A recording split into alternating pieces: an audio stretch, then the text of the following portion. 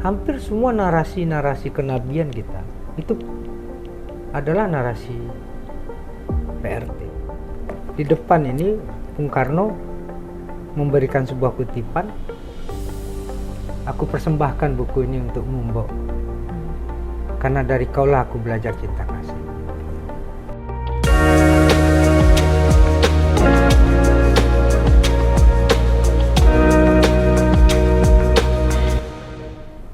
Saya kan backgroundnya pergerakan buruh yang formal. Ya. Tentu tidak mudah memahami sebuah proses institusionalisasi domestic labours. Karena apa? Kita hidup dalam sebuah sosiologi masyarakat yang tidak industrialis. Itu jadi sebuah problematika. Tapi saya ajak diskusi, oh ternyata ini namanya ada alas di depan perlindungan pekerja rumah tangga. Karena Undang-Undang Ketenagakerjaan kita 13/2003 itu Kak, itu sangat diskriminatif. Terhadap domestic worker? Bukan hanya terhadap domestic workers. Mereka hanya mengakui laborers itu, workers itu, orang yang bekerja di sektor barang dan jasa. Di luar itu tidak bekerja. You can imagine itu. Jadi cuma dua, mereka yang bekerja sosial, domestik, tidak pernah mendapatkan pengakuan. Jadi eksistensinya nggak ada tuh. Jadi, persoalan mendasarnya di sini ternyata. Jadi undang-undangnya ada alasnya, perlindungan. Itu hal paling minimum itu Kak. Ini kan tip of iceberg mestinya ya. Ini puncak gunung es ya. Apa bedanya dengan kekerasan seksual? Benar. Hampir. Kenapa? Gini, ini kan domestik. Dalam kultur kita yang feodal, nggak boleh ikut campur urusan rumah tangga orang. Itu jadi tabu tuh. Yeah. Itu yang kemudian menjadi barrier yang paling besar, tembok penghalang untuk kemudian orang tidak bisa masuk. Jadi konteks itulah yang kemudian ada tembok besar yang membentengi setiap proses eksploitasi, diskriminasi, tindakan-tindakan yang tidak manusiawi lainnya yang terjadi di domestik itu untouchable. Nah, kita ingin kemudian masuk, tapi tidak asal nabrak. Jadi ketika memformulasikan ini, aku ngundang banyak kawan-kawan sosiologi dan kawan-kawan aktivis perburuhan. Kita duduk yuk, kita harus cari sebuah formula yang tidak pukul rata, tapi presisi gitu. Ya, undang Robertus Robert, undang Amiruddin Arahab, undang Dedi Ramanta, ada Aris Sujito juga. Itu duduk, ngobrol. Jadi Jala tentu saja menjadi partner yang Jala intensif terlibat. Ya. Kita ngobrol. Apa perbedaan yang paling fundamental dengan formal labours dengan domestic labours? Buruh pekerja formal itu dari dulu Oliver Twist Kak, itu kan menuntut jam kerja yang pasti, jenis kerja yang pasti, upah kerja yang pasti, semua serba pasti. Domestic labours itu justru sebaliknya, karena fleksibilitas itu menjadi kekuatan dari dua belah pihak, baik si pekerjanya ataupun si pemberi kerja, karena ini unskilled labours. Masalah cuci piring, bersih rumah, ngepel, cuci mobil, driver, jaga rumah, babysitter, palu gada. Begitu juga jam kerjanya. Oh, majikannya datang jam 12 malam, dok, buka pintu katanya. Jadi kalau di labor pekerja formal ini menolak fleksibilitas karena mereka butuh kepastian, kalau di sini justru menjadi kekuatan. Nah, maka kemudian ini tipologi yang berbeda. Kita nggak bisa quote unquote formalistik dan positivistik, nggak bisa dalam memformulasikan ini. Oke.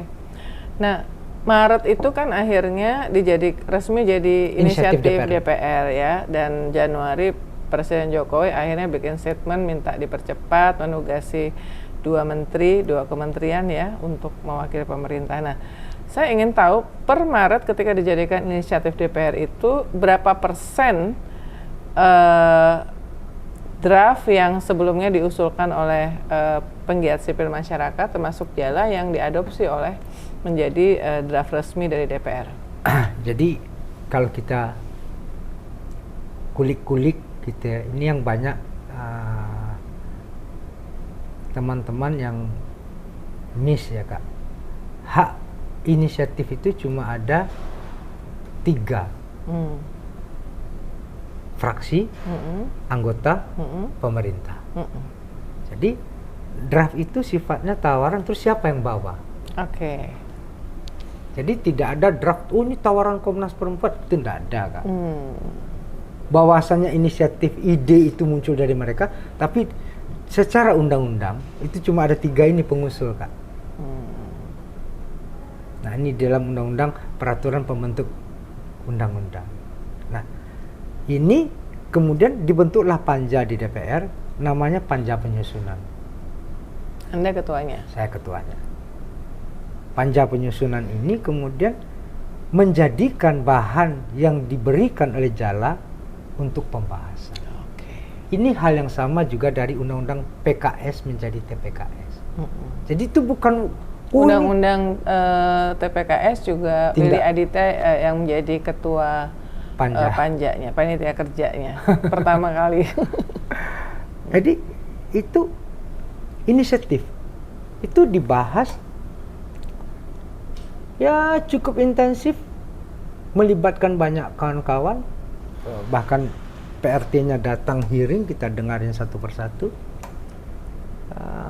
Ada almarhum Pak Ali, anggota DPR dari Dapil Banten 3, beliau seorang ustadz, menyampaikan hampir semua narasi-narasi kenabian kita itu adalah narasi PRT, pengembala, pembantu.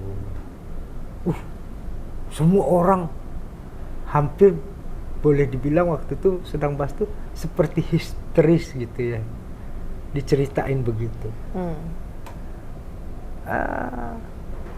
Jadi poin-poinnya apa? Poin-poin yang paling pentingnya tuh apa untuk perlindungan ya? Karena judulnya kan perlindungan. 1, kita membuat klaster, itu poin pentingnya, antara yang direkrut secara langsung dengan yang tidak langsung. Lewat agen gitu ya? Ya. Karena apa? Yang direkrut secara langsung, ya kakak kalau sukses di Jakarta pasti bawa sanak familinya kan, dan itu relasinya sosiokultural kan. Di Jawa ada tradisi ngenger kan. Ngenger. Ya, itu nggak bisa kita tabrak. Itu basisnya kita katakan sosiokultural. Itu belum bisa kita detailin. Ya, prinsip utama, azas utama dari undang-undang ini adalah memanusiakan manusia, kegotong royongan, kemanusiaan. Itu azas dari undang-undang ini. Karena dia direkrut secara langsung, maka kemudian masalah jam kerja, waktu, jenis kerja, upah kerja, itu based on kesepakatan bersama. Yang lebih detail kita atur adalah yang direkrut secara tidak langsung melalui penyalur. Apa poin penting dari undang-undang ini? Penyalur selama ini yayasan. Kita rubah. Harus badan usaha yang berbadan hukum, biar tidak terjadi human trafficking. Itu poin paling krusial dari undang-undang ini. Jadi undang-undang ini jadi lebih selektif ya, yang bisa melakukan rekrutmen ya. bukan selektif, harus jelas. Ini kan manusia, Ya. harus ada pertanggungjawabannya secara hukum.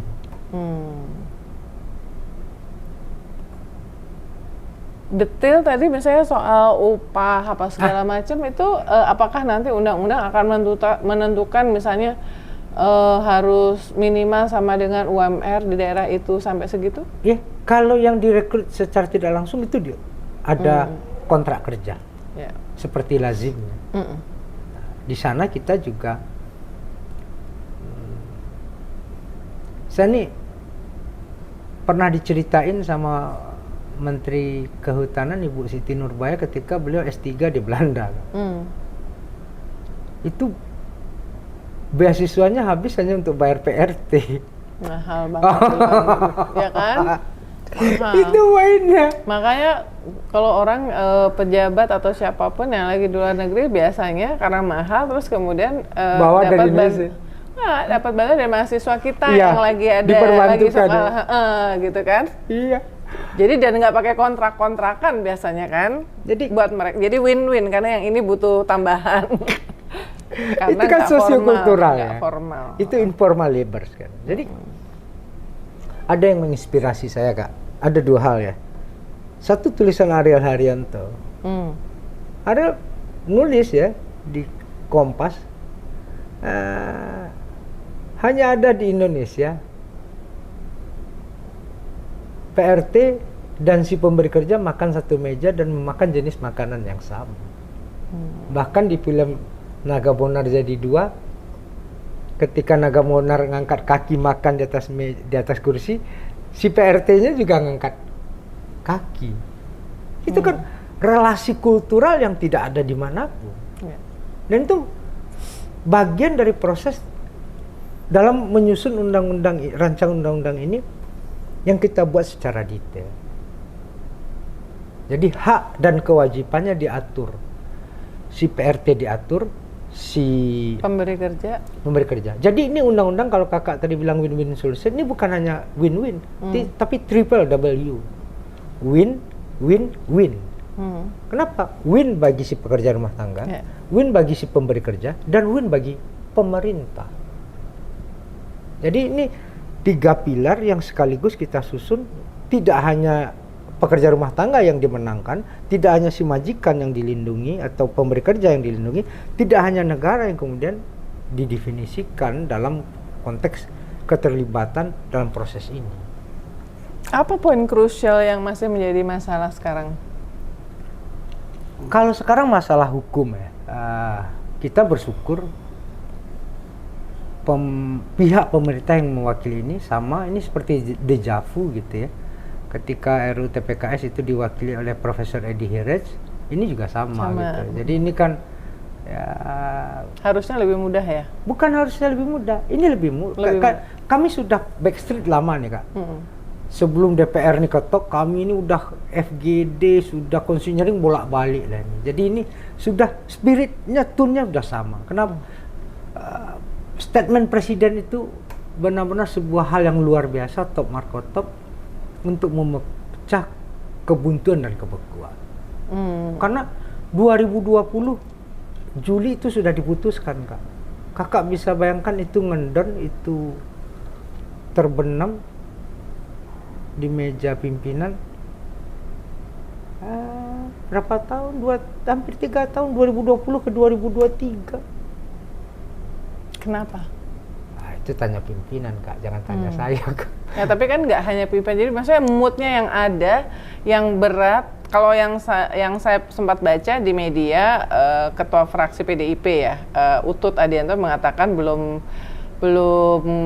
urgent, ya kan? Tapi di luar yang resmi itu juga beredar, misalnya ketika kita ngobrol dengan teman-teman yang mengusulkan ini, ada kekhawatiran juga, jangan-jangan anggota DPR sendiri belum siap untuk punya PRT yang harus dengan ada kontrak kerja apa segala macam. Namanya juga manusia ya, belum tentu orang yang mampu mau melakukan itu. Apakah itu benar, ada nuansa-nuansa itu? Ya, sebelum masuk ke nuansa itu, ada 2 tulisan yang saya tulis yang dimuat di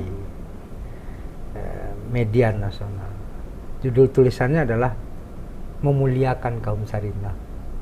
Sarinah. Ya, ini bukunya. Sarinah ya. Di depan ini Bung Karno memberikan sebuah kutipan. Aku persembahkan buku ini untuk Mbok. Karena dari kaulah aku belajar cinta kasih.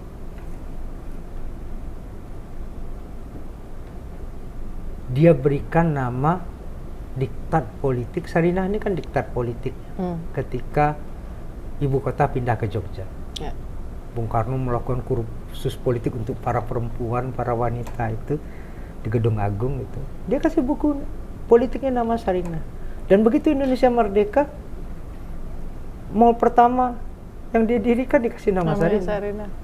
Sebagai penghormatan kepada pengasuh ya.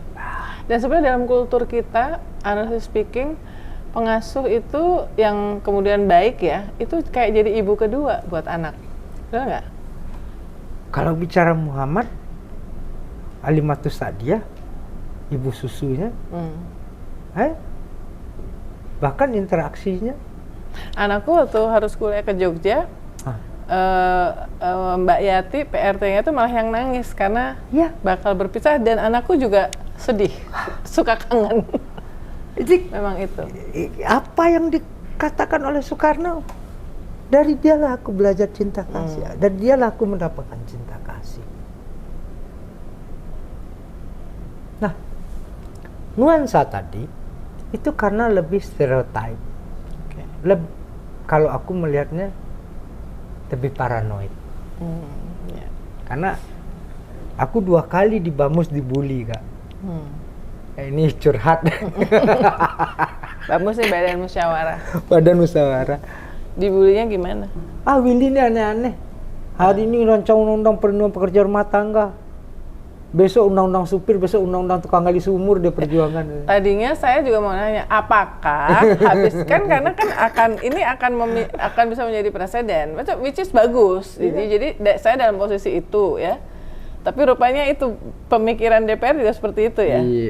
Yang paling parah yang kakak bilang tadi. Jangan-jangan ibu kita nanti dipenjarakan, dipolisikan oleh PRT. Ini cara berpikir yang patriarkis. Kadang kalau dia memenuhi nanti aturan di undang-undang, maksudnya nggak usah khawatir ya? Nah, banyak juga dari mereka sebenarnya yang tanpa sadar PRT mereka udah seperti keluarga bagi mereka. Nah, itu dia. Itu juga isu.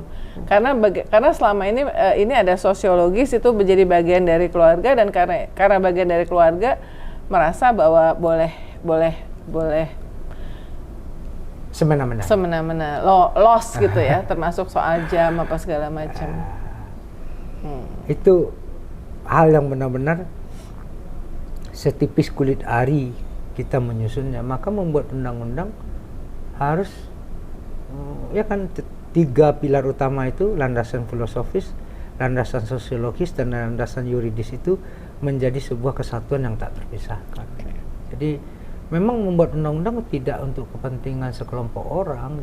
Jadi saya sering bilang sama teman-teman civil society organization, kita nggak bisa semaunya kita saja gitu. Ini banyak kepentingan yang benar-benar harus kita formulasikan dalam bentuk perspektifnya bukan populisme, bukan kebutuhan hari ini, tapi ini harus berbasiskan scientific approach. Kebutuhan kita minimal misalnya 25 tahun ke depan akan seperti apa. Kakak bisa bayangkan umur undang-undang kita kadang-kadang seumur jagung. 3 tahun, 5 tahun terus direvisi. Itu artinya apa? Itu undang-undang dibuat dengan semangat, wah kita butuh nih. Itu empiris ya. Kenapa tadi di awal saya tandaskan, saya melibatkan banyak kawan-kawan di sini yang relatifly memiliki kepakaran. Itu karena kita nggak ada anggaran itu di DPR kan. Jadi ini benar-benar anggaran pertemanan gitu.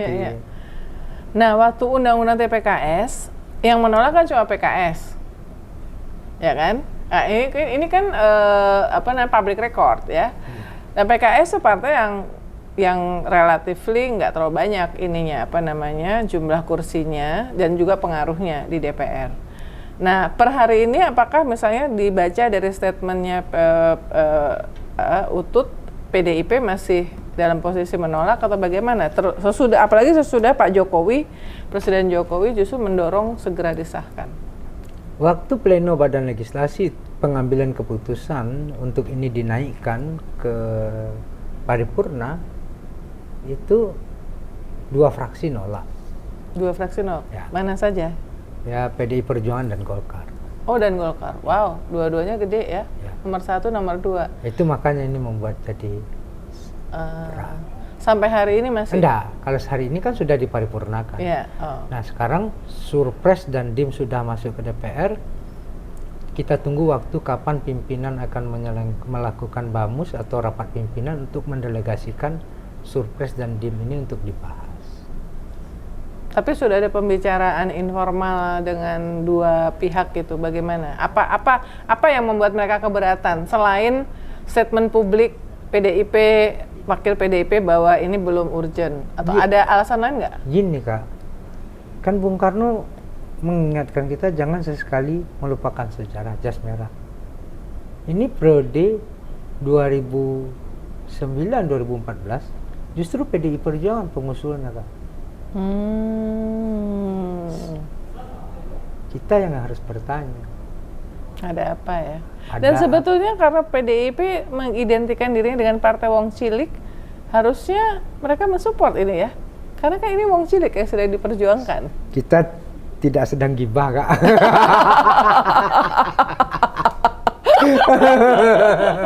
Oke. Jadi tapi per hari ini dua partai itu belum. Bukan per hari ini, itu posisi di saat pengambilan keputusan pleno Badan Legislasi. Tapi kalau kita lihat di rapat paripurna, kan diketok secara aklamasi. Artinya ini green light lah. Green light ya, mudah-mudahan ya. Mudah-mudahan. 2 pertanyaan terakhir ya. Ini menarik nih Willy. Anda menjadi ketua panja dari 2 rancangan undang-undang yang sokol konstituen yang dilindungi itu mayoritas adalah perempuan, ya kan? Gimana tuh pengalamannya? Saya bukan hanya tindak pidana kekerasan seksual dan perlindungan pekerja rumah tangga. Saya juga ketua panja dan pengusul masyarakat hukum adat. Masyarakat hukum adat. Ya. Habis itu juga kesejahteraan ibu dan anak yang ribut-ribut Oh masa iya, saya pembela utama dan ketua panja. Karena saya punya cita-cita besar untuk pengentasan stunting di Indonesia.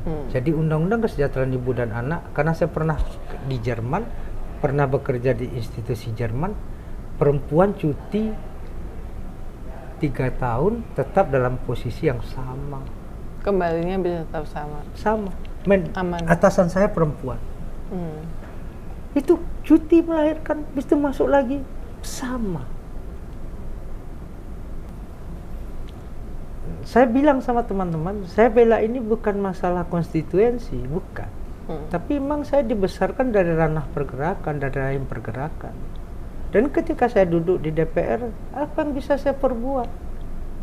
Saya dulu bikin Budiman memperjuangkan undang-undang desa, ada benchmarkingnya. Noryu memperjuangkan undang-undang kesehatan jiwa, Rieke Diah Pitaloka memperjuangkan SJSN.